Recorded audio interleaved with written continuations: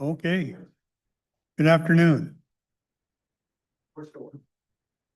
So is starting with Public Works, and you have the one item you say in this. We have an session? executive session with the PA's office. We're asking for that executive session to be about 10 minutes 10 minutes. under contract negotiations.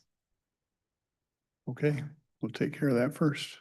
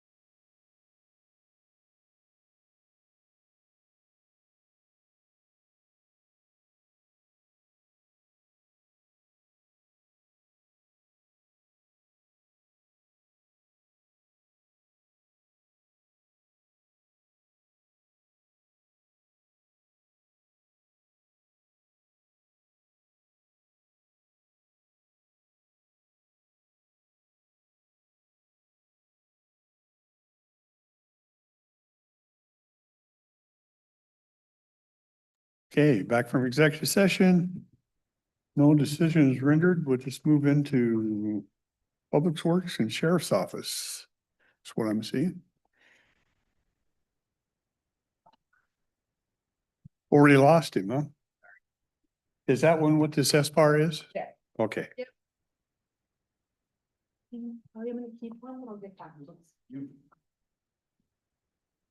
you join me?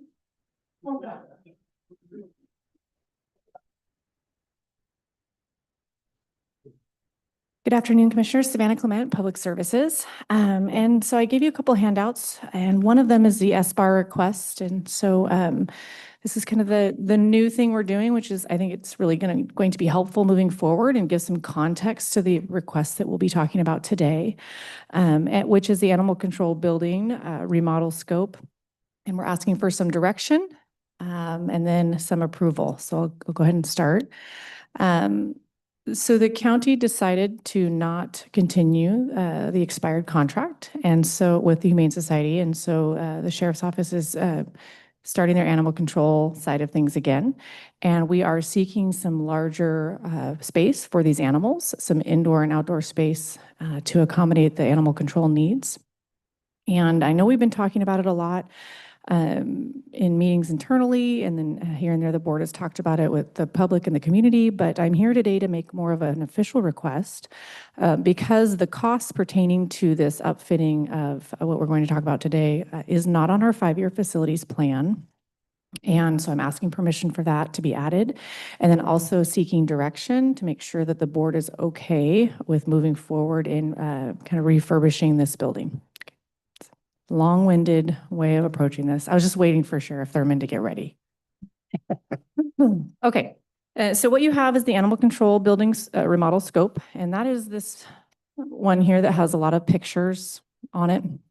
And so we don't have costs established yet. It will be, it will take a couple days to get some of the costs nailed down. One of the bigger challenges we'll have with this building is adding sewer, but I have been told that the city of Longview is willing to help us out in identifying where we'll be putting a sewer line in and how we can go about expediting that as they understand what we're trying to work towards.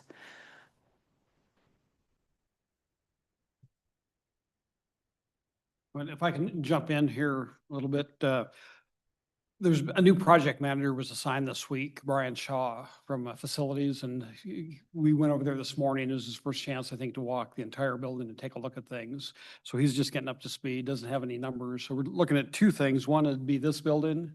I know Commissioner Rader walked through that with us. And the other one is there are some modular units out there for sale. We have that information. I don't know if you guys have ever seen that yet, or just a general catalog of what these modular units are. You have to do site prep and of course tie it into utilities as well. So I think Brian, we shared that information with him. I think he's going to look at both and kind of compare and contrast, like something ready-made, ready to go versus retrofitting this building. So one thing I'll know, this is kind of preliminary walkthrough a few weeks ago. There was a prior project manager and specs out about 8 kennels. There's more room over there to do more than 8, and we need more than 8, quite frankly. And this entire building, we're just looking at 1/3 of it. Part of it's underutilized, but the juvenile work crew has part of that. They have the lawn care equipment and everything, and I think they could probably downsize. There's actually the other end of the building would be more suitable for us. The ground outside is flatter and be able to do some outside runs versus the far end that we're looking at there's a ditch basically on 2 sides of that would kind of limit. We need to do some more groundwork to make that usable. But I think, Brian Shaw is going to look at some of those options and make some proposals and get some numbers for us to see what that would look like.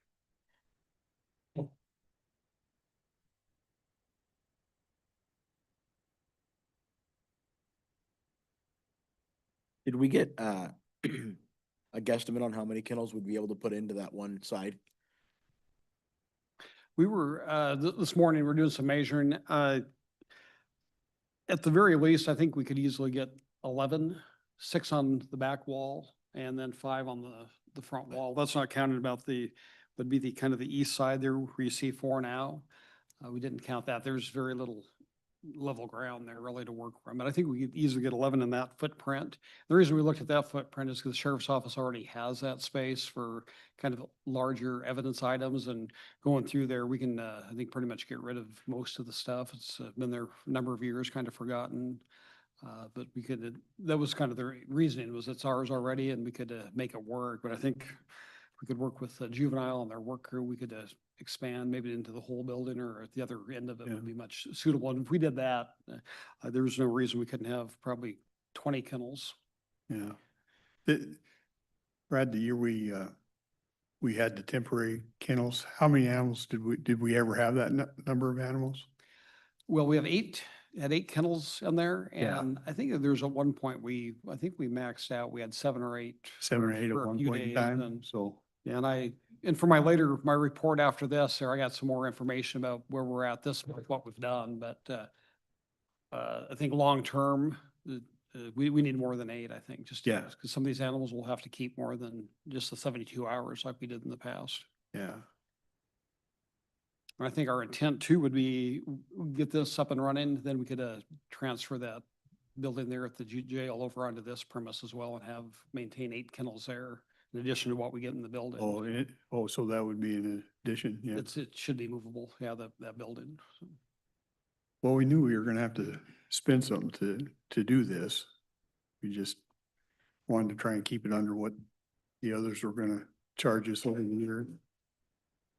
Yep, and I know we've had that conversation that just from the county, they want 800,000 over the next 3 years. To take a long-term approach, we'd have to put some money in up front, but Yeah, reap the benefit down the line. I think that's exactly right. The benefit probably comes down the line in future years. Well, and I know that Longview, you know, they opted to stay with them, with the Humane Society for a while, but if we get Kelso, Longview, let's just say the wind blows right, we get Woodland, Castle Rock, whatever agreement we come to with them, we would have, I would assume that we would have capital available to us to redo this building in any way that we would need to adjust for capacity, bringing them on in the future. Is that fair? Well, that'd have to be negotiated, but yeah, I think that'd be part of the essentially buy-in on their part would have to be contributed. Yeah. And we actually had a preliminary meeting last Wednesday with Kelso about that and discussed some various financial arrangements. Nothing's been finalized, but kind of settled on maybe per animal per day fee to use the Yeah. facility that the county would own, and they'd be responsible for additional costs like veterinary and any adoption type fees above and beyond the daily boarding, essentially, is what would be provided. We just providing boarding. I would have, and I don't know this, but they have grants for all kinds of things. I would think animals or getting set up for animals, or that it might be worth looking out and seeing if there's something out there. I don't know, or foundations or something that like to help. We actually just had that conversation, Kelly and I, yesterday, talking about how Lewis County operates their program, which would be, I think, kind of similar to the direction we would head. But their health department, and hopefully Gina's not here, no. Their health department actually runs the shelter side of it through, I believe, some funding sources. I don't know what those are. We'll need to research that. There could be possibly options. I was gonna say, they do it for almost everything. I can't imagine Mhm. wouldn't be something. It'd be worth looking at anyway. Yeah. Mm, So I was probably, after today and getting some direction, going to reach out to Gina and see if there's anything out there that she's aware of. Yeah. Sheriff, I actually think you guys will do a great job with this. I know you're smiling at me, but we all had concerns on that. We didn't know how we could do with animal control, and you guys actually do it very, very well, so. Well, thank you. Yeah, animal control's gone smoothly. This whole, I guess, not having a long-term sheltering option is new, and that's the challenge we face. But Yeah. like I said, I have a part of my later report to you after this session. I have at least a 1-month recap of how we've done in March so far. Okay. So,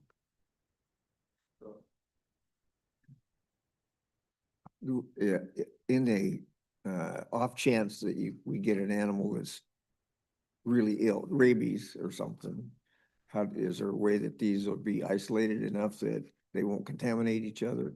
If there's an animal in one of those cages that's got some type of a communicable disease?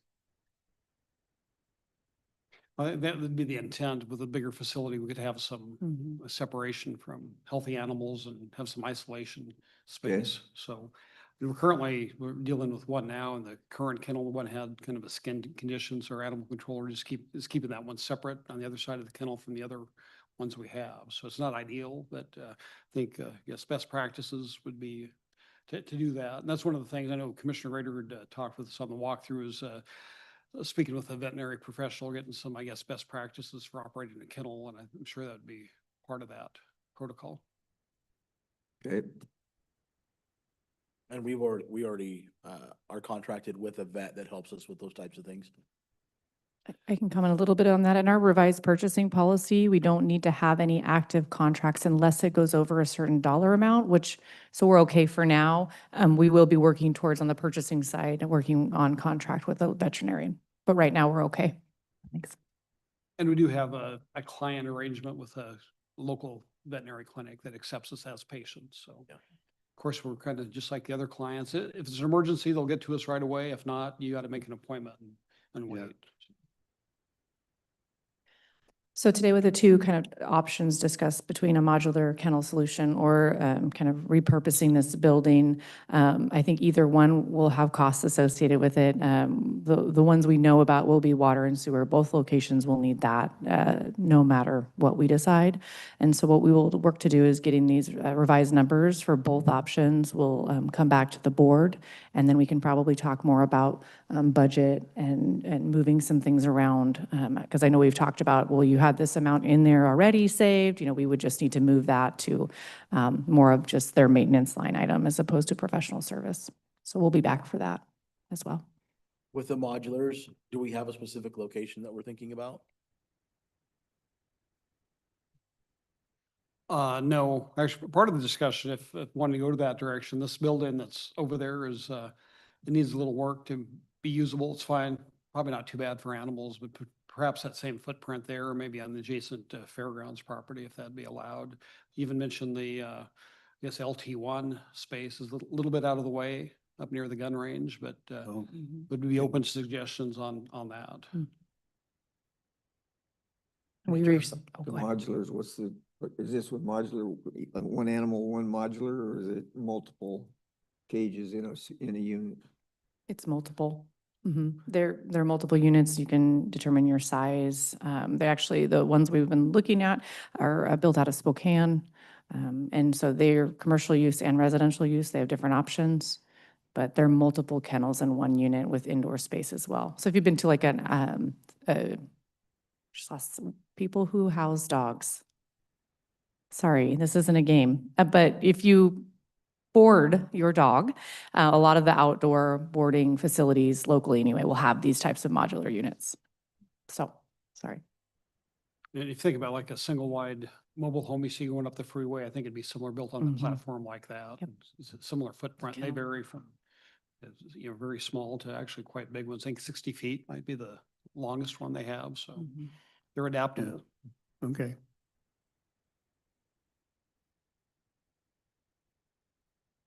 Okay, so is the board okay with giving us direction and moving towards establishing some costs and bringing it back to the board? Go for it. Go for it. I'm seeing yes. Okay.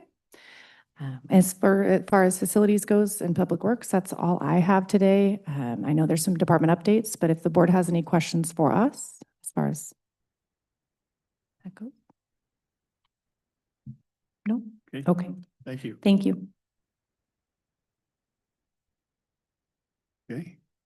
So we got Brad up there. We'll just move right into updates.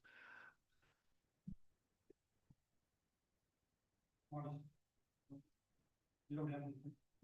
Okay. I'm going to go ahead and have Scott Neves, Director of DEM, start out and give a update on DEM activities.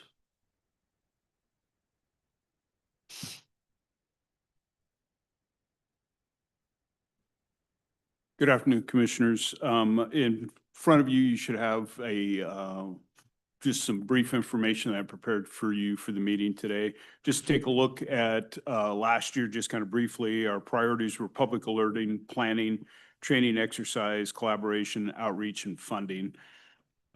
So just as kind of a recap for the public alerting, we use HyperReach, which is a subscription-based system where people actually have to opt into it. We use the IPAWS, WIA, and EAS systems. In 2025, we had 7 incidents. We reached about 56,000 residents in Cowlitz County. 5 were missing persons. 1 was police activity and 1 was the wildfire incident, if you remember, from last July in the city of Kalama. In 2024, just as a comparison, we had 15 incidences, 6 were missing people, 7 police activities, and 2 road incidents. So we're down a little bit last year. We're staying on par with last year so far this year. Again, most of the subscription-based or the alerting that we do is for missing people or police type activities. In 2025, our planning, we began the threat and hazard identification risk assessment, THIRA, to look at Cowlitz County. We completed our comprehensive emergency management plan that's currently at the state, and for their review, we've got it back with some edits that'll go back to the state for final review and then back to us to present to the commission for review, and then it'll go out to all the cities and our partners. We started working or completed our county emergency preparedness assessment, the CEPA. We continued work on our commodities distribution points, which is a plan the state has for distribution of water and food into the county for a major event. We began work on the statewide liquid fuels distribution point. That's how to get fuel into the county when we have an event. We need to get out to our local emergency responders and how that's going to work. Continuity of operations plans for DEM. What happens if specifically if we have to displace from the EOC, the Hall of Justice, due to a flooding event or another type of event, how we're going to continue to do our work. We supported the flood capacity planning. We completed evac plans for Castle Rock in the city of Kalama, and we did drone mapping of the Cowlitz River from the confluence of the Toutle down to the Columbia, just to take a look at the impacts of what's coming down for the sediment deposits coming down from Mount St. Helens and how that impacts the flooding capacity in the river. The other piece that That was this go year? ahead. This year? We've flown the river for the past 3 years, so we continue to take okay. that goes over to our planning within the county. So we can take a look at successive years to see how we're getting islands growing in the river. And we fly specifically in the summertime at low water so we can see the impacts of that. And do you show that they are growing? Yep. You can see the growth that's occurred over multiple years because we're seeing vegetation growth, significant vegetation growth, not just grasses, but there's actually trees on several of these islands that have now been, which really helps us because, we have a lot of anecdotal data where people have said, hey, when I was a kid, you could never cross the river and it was all of this. Now we can show a series of images for years of those girls. Are you, excuse me, did you get the invitation to be at the Mount St. Helens? Yes. Okay. One of the things that I have brought up and still haven't gotten an answer to is that the LiDAR scans that they have been using show that the level of safety on the Cowlitz River has not changed due to sediment and that its capacity to hold water hasn't changed either. So we have pictures and proof to show that that is not the case. So we have above water level, we don't have LiDAR capability to look down at the river bottom. I'm not a subject matter expert in this, but the illustration that I've always heard is if I dump a bucket of sand in my bathtub, the capacity in that bathtub decreases, you've dumped a bunch of sand into the basin of the river, the capacity has to decrease. Now, what the Army Corps of Engineers has stated with the dikes and what they'll sustain, that would be a specific question for them. Yeah, I gave that example and the argument that I got back was that what happens is it just shows that it's more sediment on one side of the buildup, but that there's actually more water capacity on the opposite side that we see the sand on, which I'm not sure exactly how that works, because at some point you're gonna get to bedrock. It's not just sediment on the bottom of that river, and it's not going to get any deeper. If I have a straw and I plug part of that straw, the capacity goes down to what I can flow through that straw. Yeah. That's at least how I look at it. Now, obviously, you know, the river height can change dramatically. And again, it's that protection level that they have with the dikes that are in place. Yeah. So Uh, the drones are really a visualization of where the stuff is moving. Correct. Similar to Commissioner Rader's, I'd be interested in, there's no way from looking at that to extrapolate how much the sediment is increased or anything like that. You can see the visual islands growing, but what impact they have, that would be for a subject matter expert that deals with hydrology, that takes a look at the flows.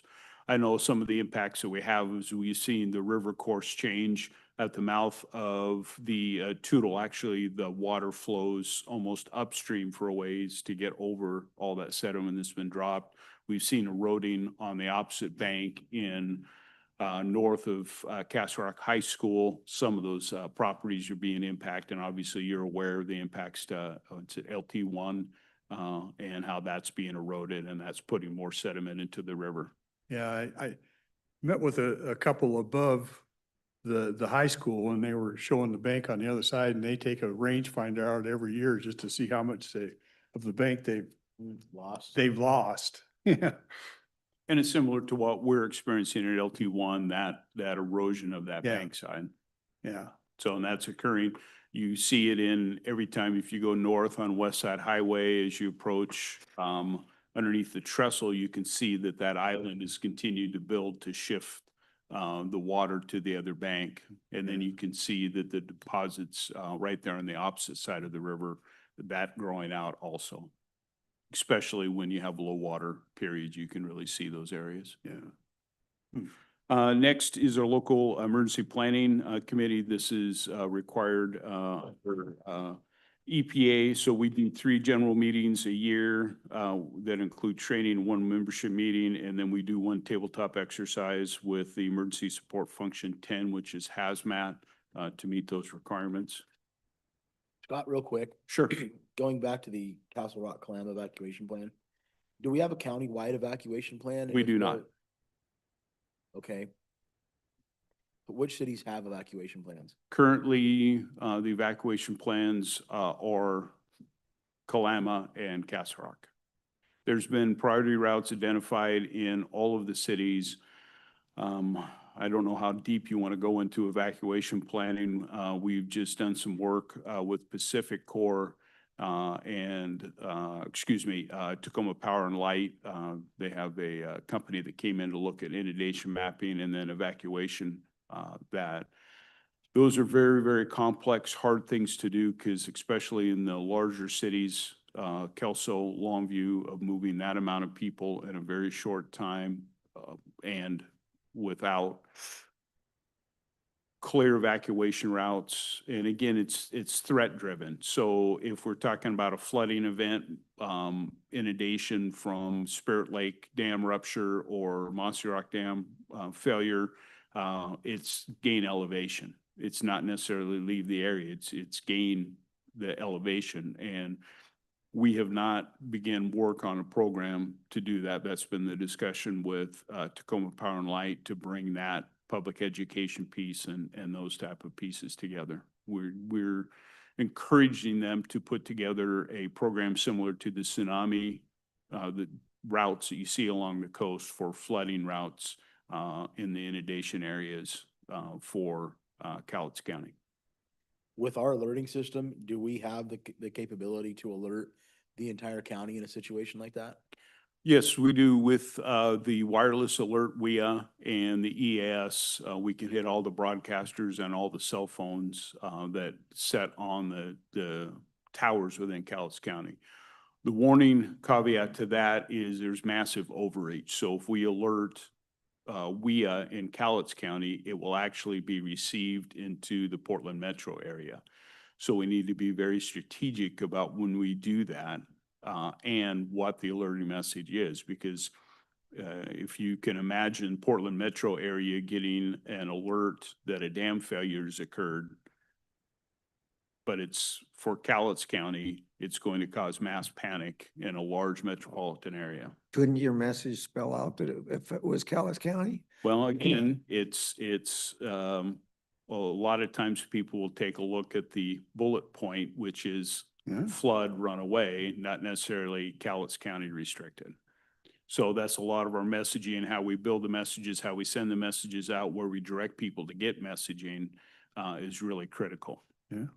Well, Well, I let's think just do it and then watch Portland. Well, I think if we're at the point that we had to evacuate for flooding, for example, in Cowlitz County, you're gonna shut down I-5, I'd just as soon be telling the people in Portland, Vancouver, and halfway to Seattle to stay the hell off the highway. Yeah. They would get that message, but again, public alerting is a very unique animal, and how we get the message out, we just can't tell people to run away. We've got to give them a direction to run or to evacuate to, and then when they get to that point, what are they going to do? So that way we need to make sure that that messaging is all encompassing, and that we provide as much information so we don't cause undue panic. Does it all have to be in one message, or can you give out more than one message? They're in the middle of reworking the EAS system to include imaging and expand the character count that we can send out. Currently, I think we're limited to a 400 character count per message. So we can send multiple messages out. Usually we do, like in the missing persons, we send out the initial message with the description of the missing person, and then a follow-up message when that person's found. So we see a lot of incidents, we'll have multiple messaging that goes out. Would these alerts like an Amber Alert, would it be similar to that? It's very So it similar would to kind of that. ding So- your phone and you, okay. And if you remember the old, as a kid, you're watching TV and you hear the Yeah. beep, beep, beep, and Yeah. the banner across the bottom. Those- That's that all type of part of thing. that system. It's part of the radio system. We Okay. test that quarterly. So if you listen to any of the local radio stations, you'll hear that alert coming out. Okay. The next slide is the building resilient communities. This has been a piece that we've put together because we understand that communities, Riderwood, Toutle, Silver Lake, are outside of the core area, and they're going to be in a large major incident, are going to be pretty isolated. So we worked specifically started in Riderwood with planning, organizing equipment, and training those folks to be resilient and be on their own. The next slide talks about what we've done in Riderwood, and we're now just kind of down to a training and evaluation section with them. We've done our initial meetings with Toutle and Silver Lake and starting that planning session with them.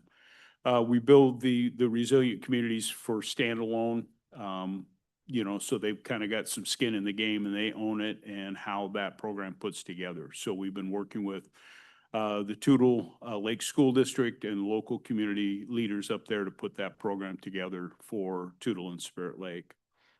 Next slide talks about our volunteers. We maintain a drone team group, emergency communications group, our EOC or DEM volunteers, and then the resilient community volunteers. So we've got, I want to say like 11 active volunteers within those groups. In 2025, our training exercise, I won't go through each point, but there's a list of the training exercises that we did in Cowlitz County. A couple big ones was a mass fatality response for real communities. We were able to bring in a trainer from outside the region, high-end, to be able to train specifically coroner staff and other local folks in that. And then the next slide is the community outreach event. There's just some of the outreach events that we do every single year. We reached approximately 10,000 of our citizens with messaging. We specifically target on getting folks signed up for emergency alerting and then building disaster kits and being ready to go. So in 2026, again, our priorities are the same. We're still kind of building on those. We put the graphic in of the gentleman holding the crystal ball because we really don't know what's going to happen, especially with FEMA. FEMA is a big question out there, that what is it going to look like and how is it going to function? And as a result, we get impacted by FEMA quite a bit. So in the 2026 planning, our priorities are the completion of the THIRA, the threats and hazard, the publication of the emergency, comprehensive emergency plan. Again, that's going to take a little bit of a lift because it needs to come to the commissioners for review. Once you review it, put your fingerprints all over it, then approve it. It'll have to go out to the cities for approval and then out to all the partners with that. We're due this year for update of our hazard mitigation plan, and that's going to be a pretty heavy lift for us. Completions of the commodity plans, continued work on the liquid fuel plans, again, drone mapping of the Cowlitz River, and then continued work with the resilient communities. A big one that you'll see coming probably fourth quarter this year is Tacoma Power and Light is updating their inundation mapping for the Cowlitz River.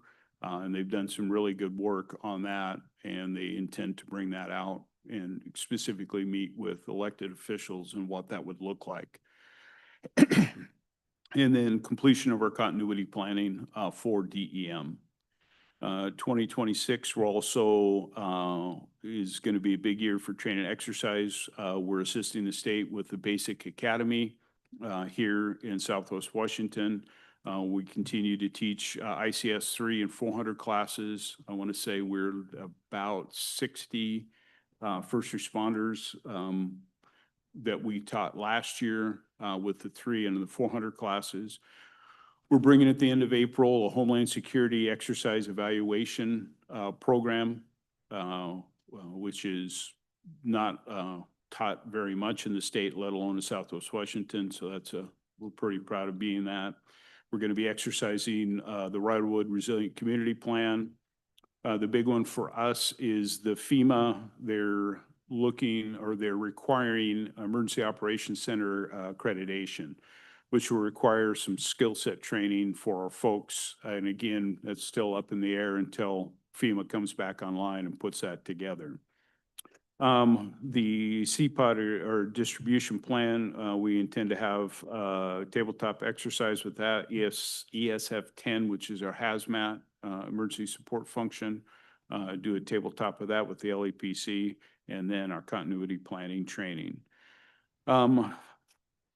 Kind of to finish up 2026, I just wanted to talk about funding for us. So far, we've secured about $52,000 in Homeland Security Region 4 money, which specifically goes to pay for personnel. In the EMPG grant, I've started that one. We anticipate $53,000, but that comes through FEMA. And again, with FEMA in a pause, the state has advised that we have received the award letter for that amount, but when the money will process and come and land, we don't know. So we're kind of not counting on it, but counting on it. And then our interlocal agreement, which picks up the rest of that, which pays for emergency management. And open to any questions you have.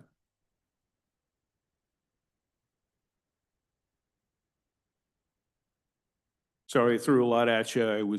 The sheriff tried to tell me 5 minutes, and I said, holy smokes, I don't know if I'm going to be able to cover everything. No, I appreciate you. And again, we're open for Fine. any time that Yeah. any commissioners, you have any questions or concerns, please don't hesitate to call us. One of the big pieces we didn't talk about is the collaboration. We're all over the place in the county and at the state level, being involved in discussions and, the Cowlitz River is one of our main concerns coming up.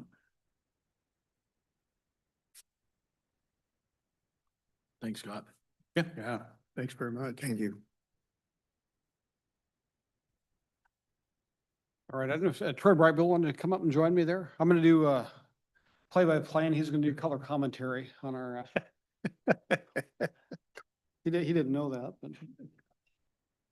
let's see if Kelly showed me what to do on the screen share. I don't know.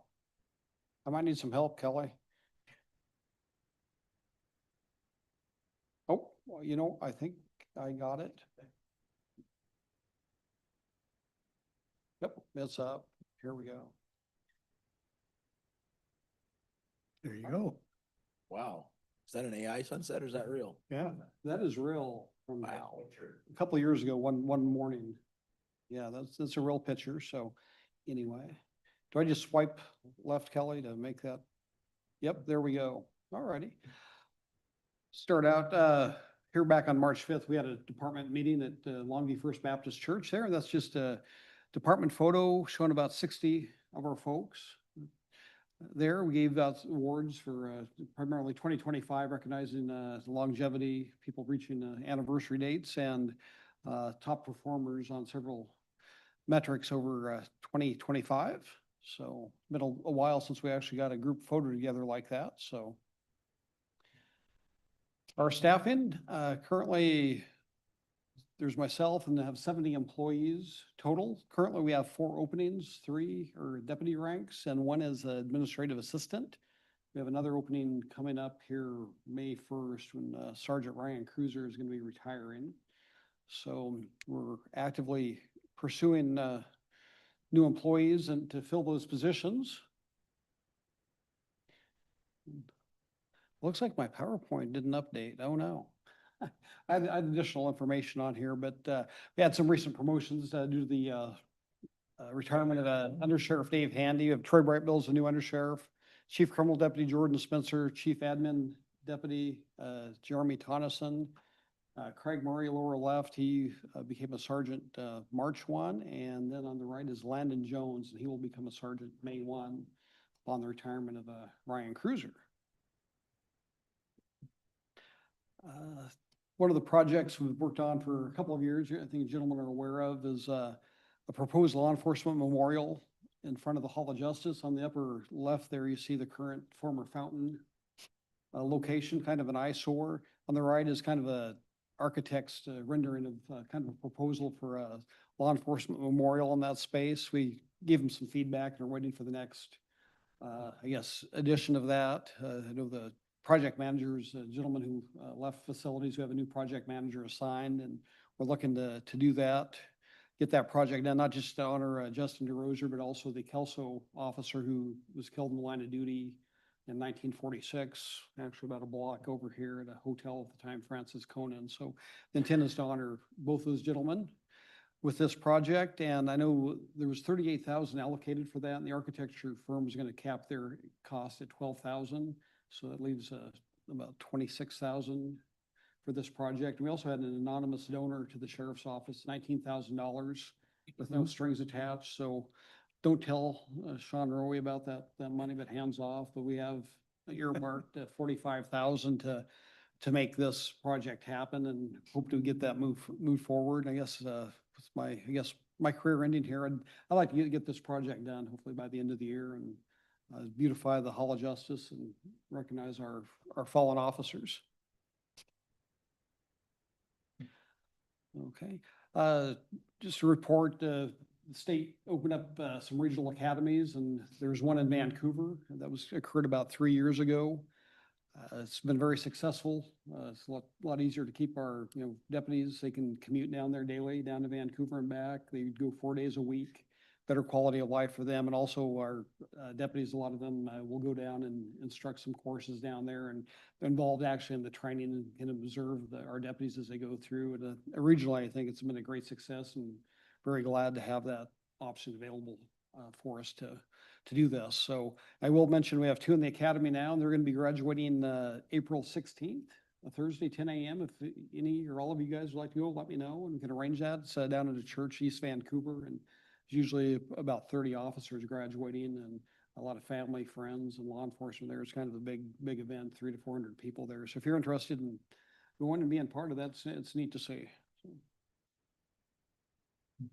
I'll just mention too, we're hoping, there's a new class starting up in, I believe, the first part of June, and we're hoping to get 3 deputies hired to go into that class.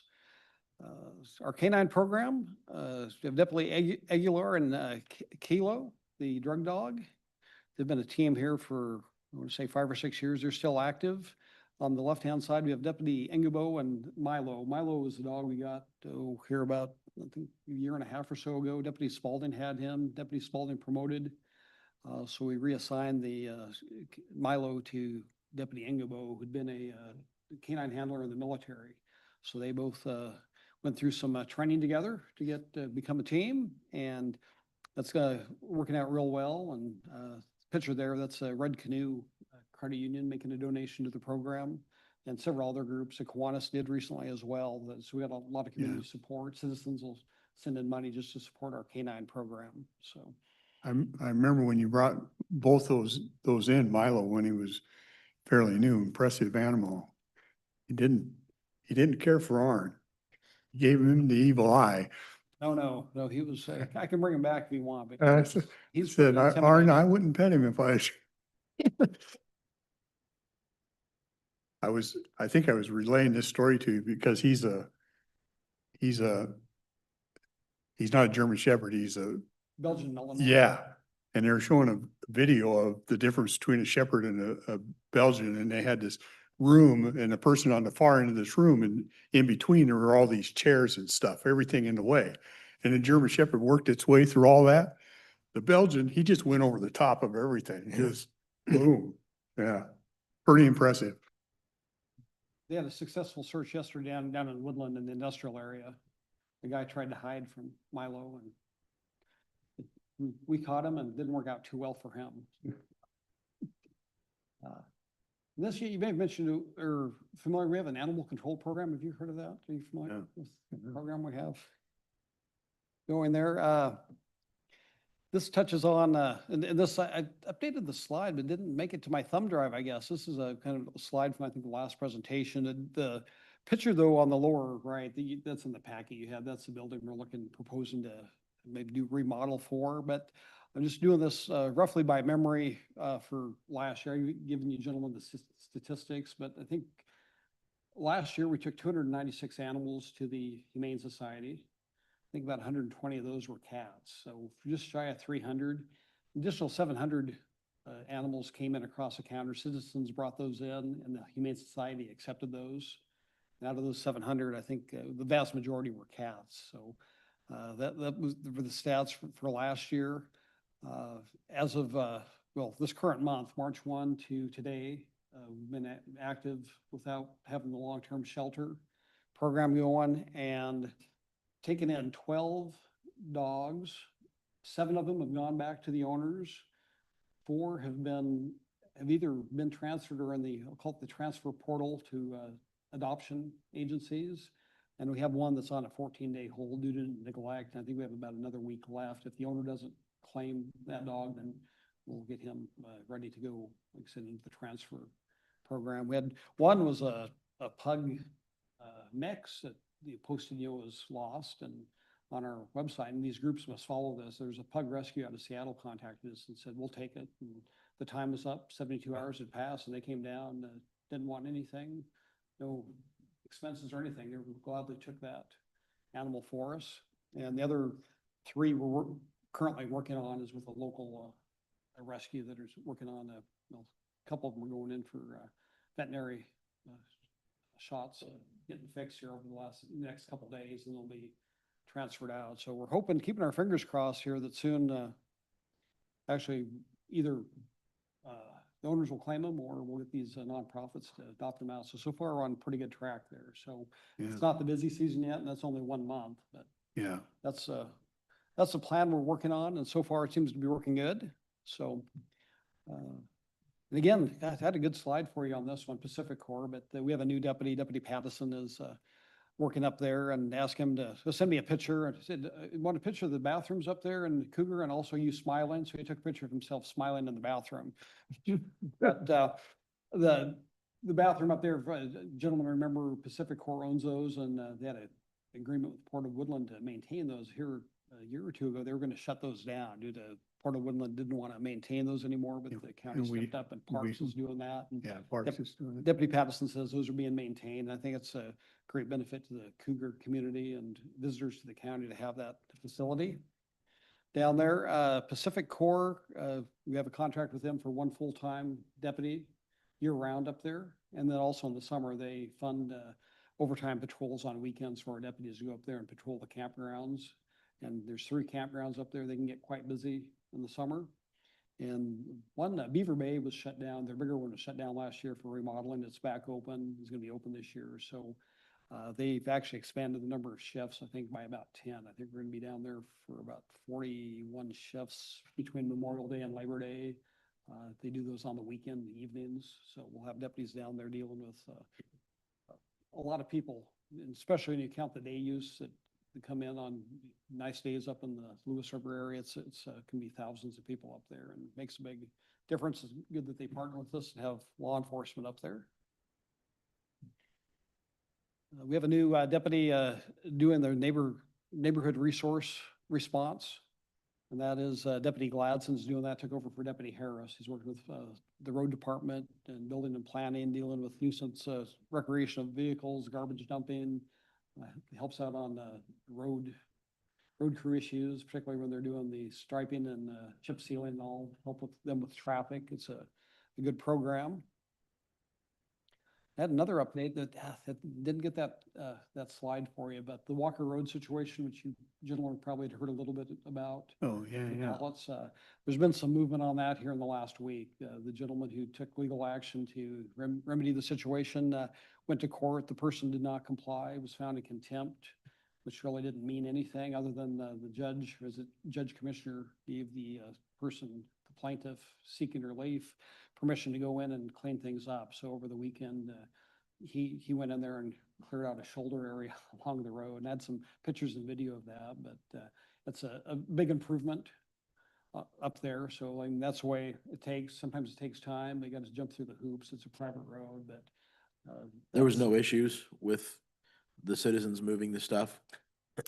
No, the attorney involved, Nicole Tideman, and some of you gentlemen remember her, worked for risk management in the county. She's a private attorney working on that. Reached out about a standby for that and said we wouldn't do that without sort of a court order, but made some suggestions. And I didn't know till Monday that they actually done it. She was going to get back to me on scheduling it, and I got a message from Friday afternoon saying they're going to do it the next day. And I looked, and there was a couple calls. A gentleman who lived there called in because he didn't like being videotaped.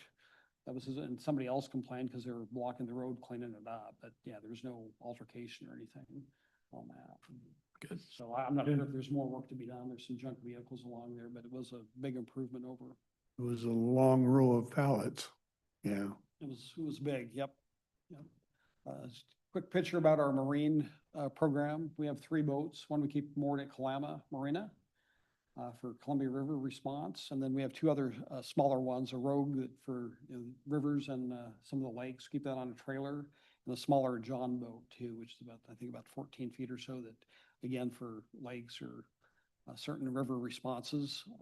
In the past, we've had, well, we get quite a bit of money, or some money from the state parks department. Part of that's vehicle registration fees that come back to the county. We're still getting that.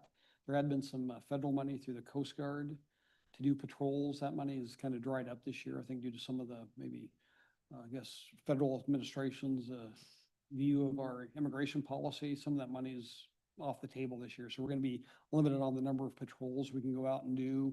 Part of the obligation with marine patrols is doing boat safety inspections. They expect those to be done, and we were just shy of 300 last boating season. We inspected people's vessels for them. It's not required, but we do that and give them a sticker showing they've been inspected, just a safety checklist. So we're going to get out there as much as we can this summer. And we also do respond for search and rescue year round, and also assist the dive team when they're called in for various recoveries. Law enforcement range, appreciate your gentleman's support. We got that up and running. Things are going well. The other local law enforcement, about 10 different agencies have contracts and use it as well. It's very busy and it's a very nice range. It's a good setup. And for us, and being able to do that on a regular basis, train, that's one of the big liability issues is obviously firearms and use of force, ability to train and do different scenarios out there is a vital part of our training and appreciate having that. Other part, the big risk thing is driving, high-speed driving, accidents, that sort of thing. So we have something called EVOC, Emergency Vehicle Operation Course, training that we do generally every year. For many years, we've used the State Patrol Academy up in Shelton, but due to scheduling issues, it's really been hard to get in there for training. So the last couple of years, we've gone down to Portland International Raceway. These are pictures from 2025. And we're able to Clark County Sheriff's Office, the lower right there, they allowed us to use their pit cars, for pursuit intervention training. So they have some old police cars and some other vehicles, and we're able to practice the pit maneuver where you disable a vehicle and spin them out. And also appreciate Clark County helping us with that. We had 2 sessions this past February for this year, getting both sides of our patrol schedule through there and got that training done. That again, that's vital training to hopefully mediate any liability or for our driving, try to keep things safe.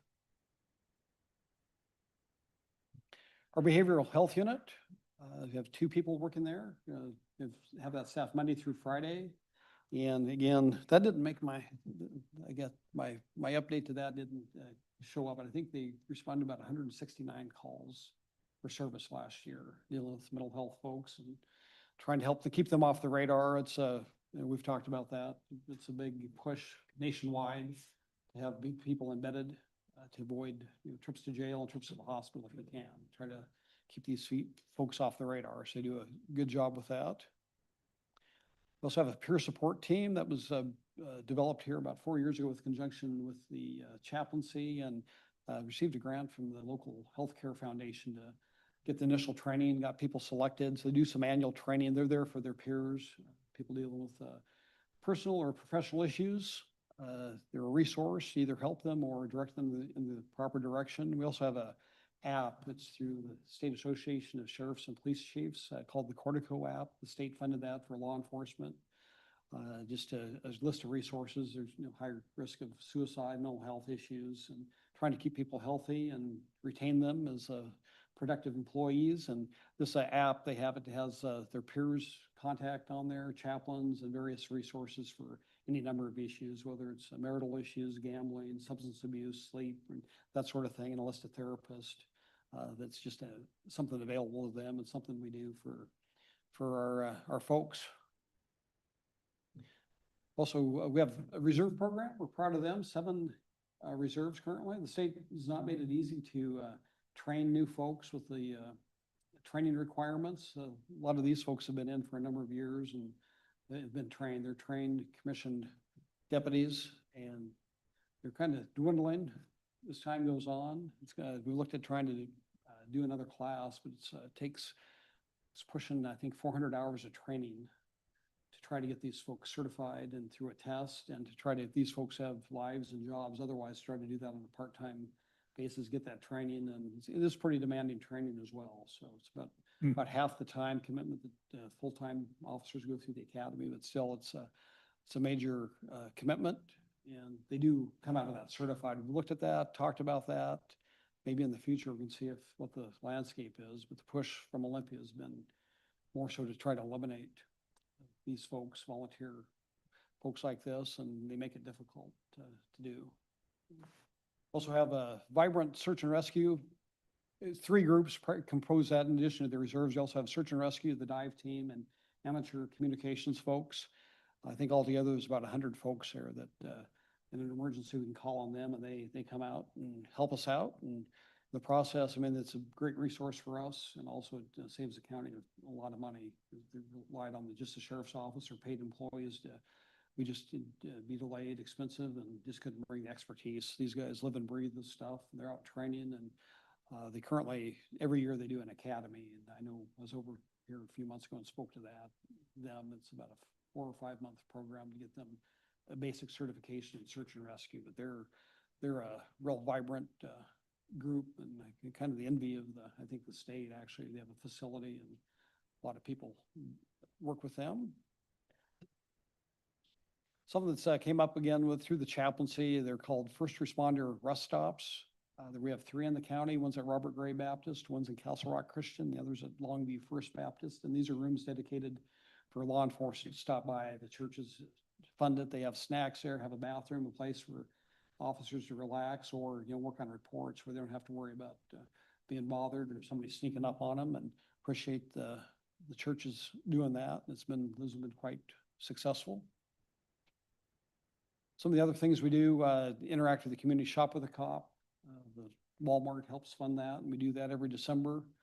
And that's a lot of fun and positive representation of the sheriff's office. First Tuesday in August is National Night Out. We partner with Castle Rock, and also we have presence, Kelso, Longview, Kalama, and Woodland all do this, and we have participate in those. It's a great chance to interact with the community. And I think Rick has been there, I think, and also great events.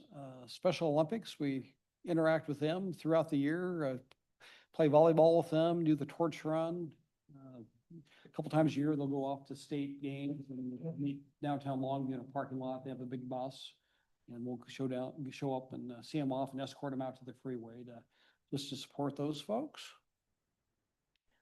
Citizens Police Academy, that's been going on here for several decades. We coordinate with Kelso and Longview on that. We have a current class going now, but about 30 folks annually go through that, and they get exposed to all aspects of the criminal justice system. And I don't know if any of you gentlemen have done that, but I'd encourage you on that if you're interested in doing that. It's a 10-week program, about 3 to 4 hours every Wednesday night. And then one Saturday they have a range day where you go out and actually get to shoot guns on the range and have fun and do a ride along. So that's a great community interaction activity.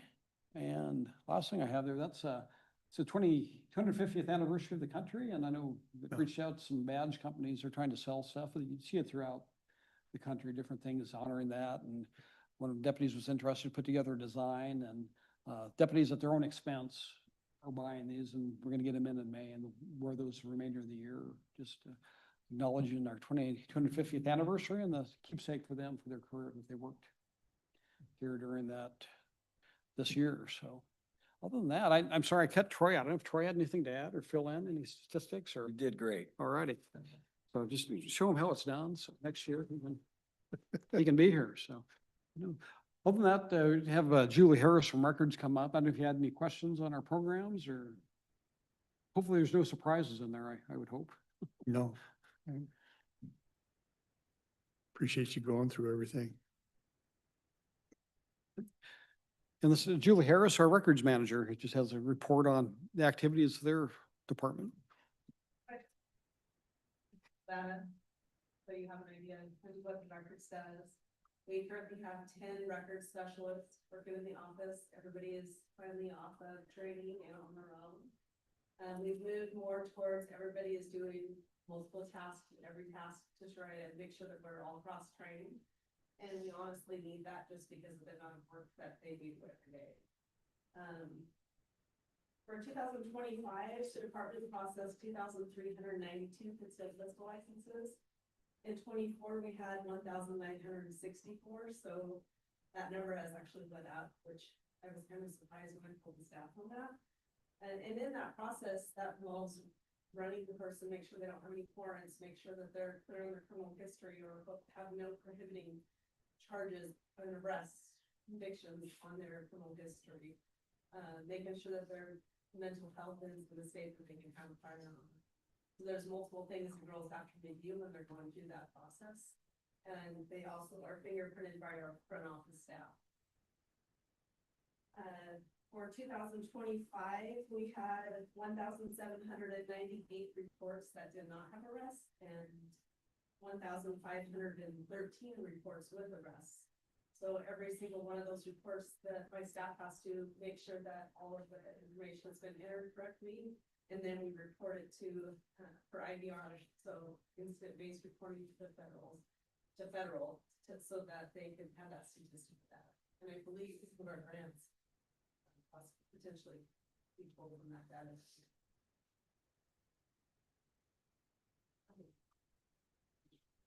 Oh, I guess Troy didn't have it on, sorry. Public disclosures for 2025, the sheriff's office processed 2,549 public disclosures. When I pulled stats previously on that, I believe we processed 75% or 80% or more of those were processed within 5 days. So that's a pretty good stat to have. However, now with body worn camera footage involved in those public disclosures, that slows it down quite significantly. We generally are pushing out a report, but to review the body worn camera footage and make those proper redactions, 1 minute of video time is about 15 minutes of staff time for the redaction process. So when we have a very large event with multiple officers responding, that could be hours and hours of work of staff time. Warrants entered, we entered 1,439 warrants, so that could be felony or misdemeanor warrants. And we cleared 2,626. So people are being taken into custody, and every time they're taken into custody or they appear on their own, we have to remove that warrant from the national and state databases. Protection orders, we entered 441 protection orders for 2025, and we had to make modifications on those orders was 764. So every time an protection order is reissued by the court, served, conditions have changed, we have to go in and make another entry on those.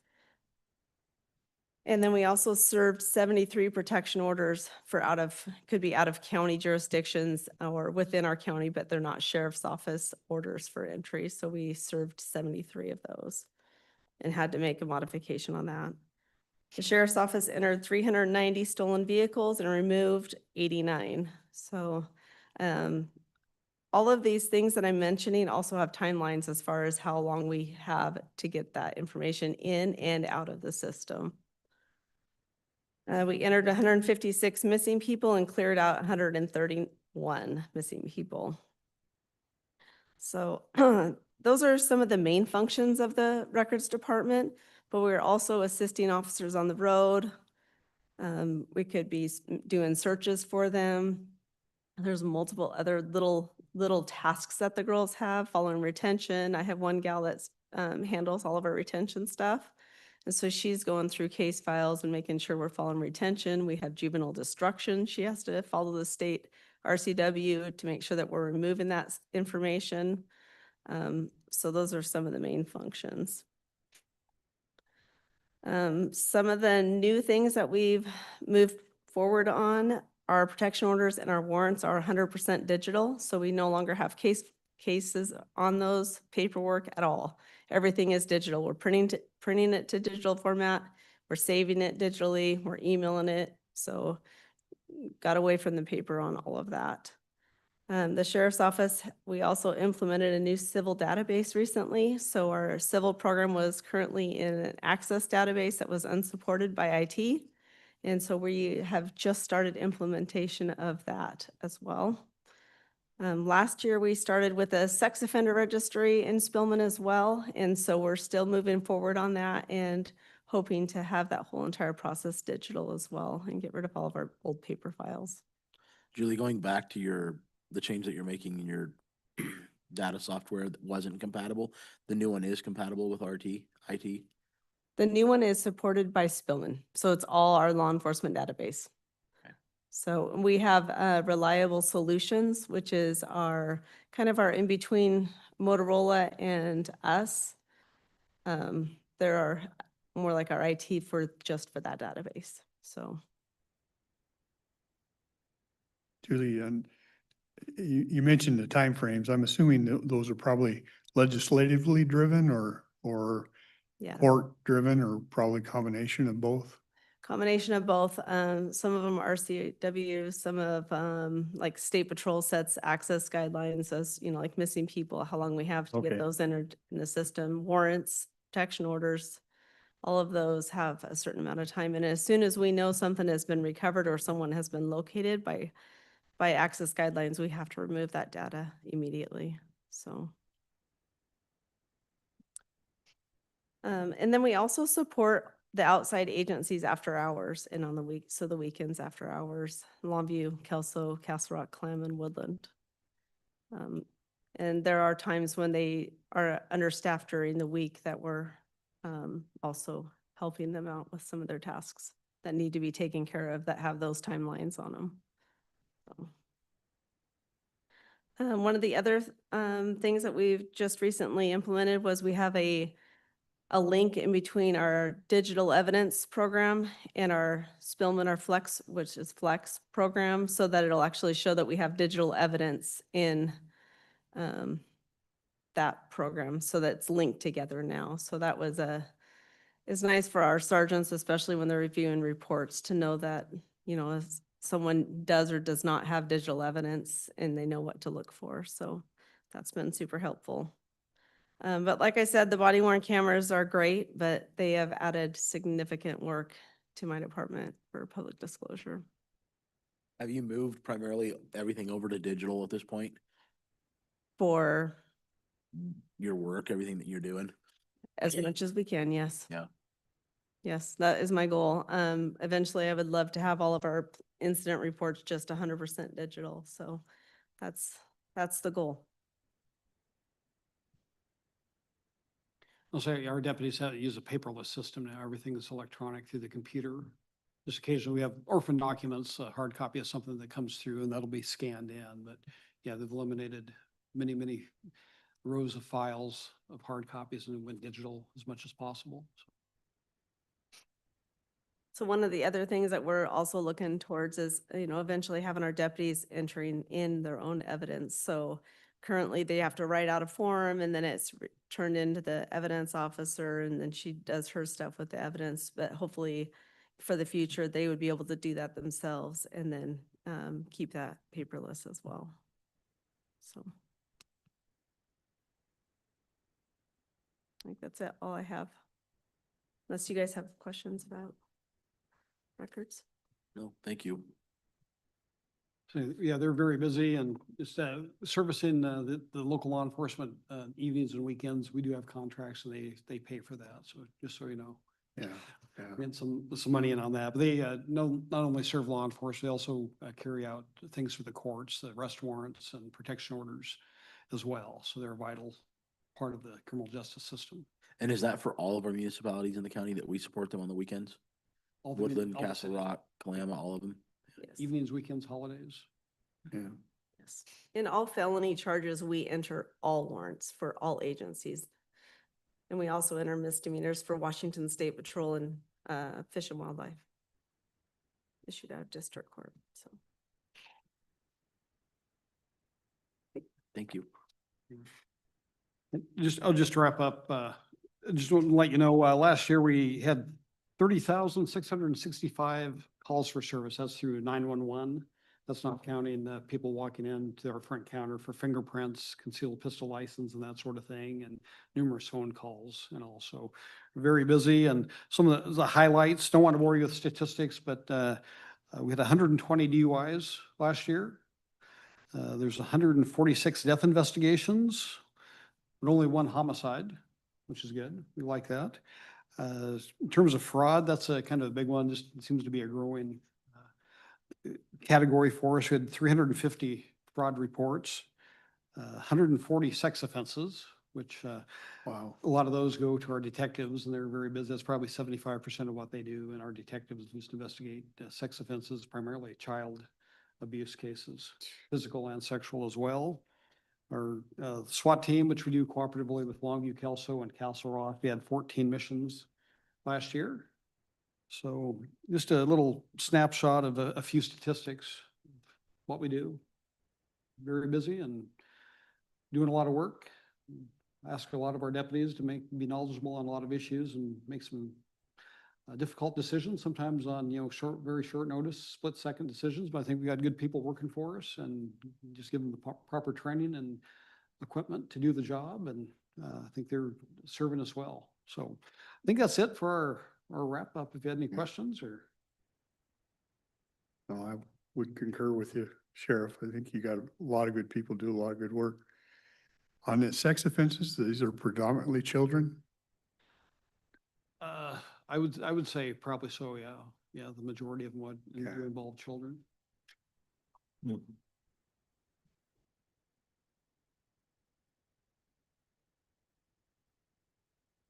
Awesome.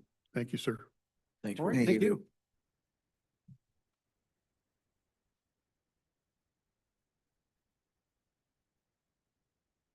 Anything else?